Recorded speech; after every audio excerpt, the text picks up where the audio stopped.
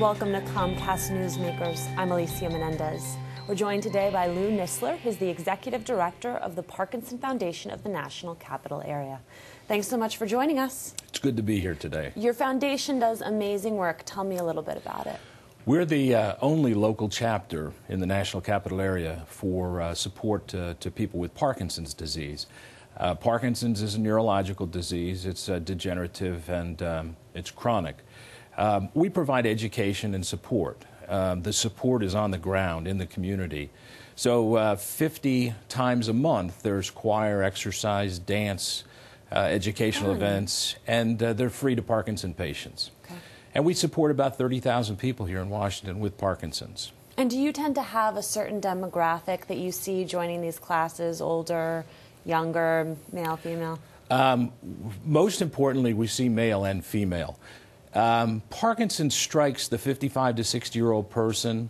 They're either at prime of career or just starting retirement, but they are the group that we see predominantly. There are younger folks who are impacted by Parkinson's, but typically not.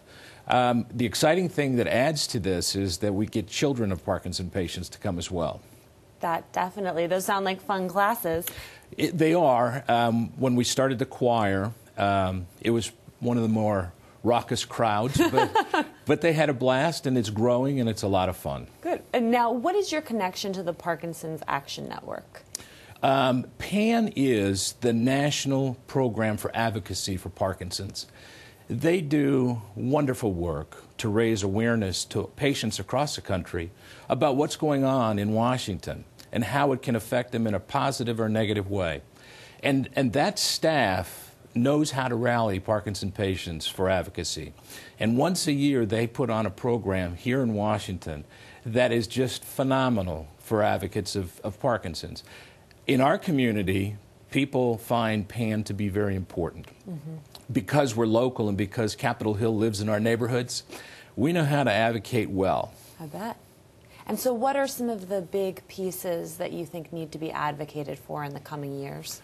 Well, clearly budget for the activities. Just in general, the budget needs to be there. But the continued research, we need to improve medications. Many of the medications that are available today are the same ones that have been there for years. But the research, the heavy research to really solve this disease needs funding. And PAN is doing wonderful work.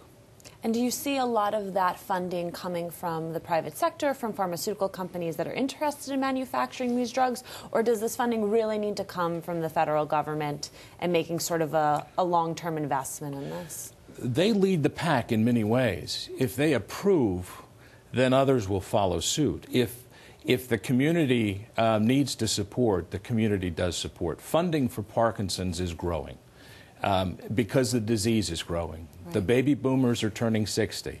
And so the community will fund, but the federal government needs to approve the laws, approve the budgets, so the real dollars and cents can flow. It seems like with a few of these illnesses that hit people at that time in their life, there is a demographic reality that we are hitting a point of crisis. That, you know, I think of my parents who are boomers, they're in exactly the age bracket you're talking about.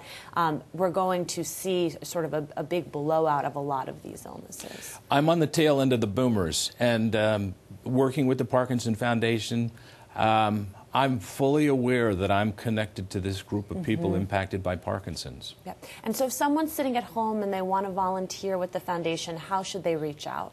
Well, the easiest way, so that you don't even have to worry about a phone call, you can self-serve by going to our website at parkinsonfoundation.org. Our phone number is 703-287-8729. We'll accept a volunteer for anything. Our educational events. Got to cut you off there, but I do encourage everyone to visit your website. Great. Thank you for joining us. Thank you very much. Thank you for having me. If you want to learn more about what's going on in your community, you can go to Comcast On Demand and click Get Local. For Comcast Newsmakers, I'm Alicia Menendez.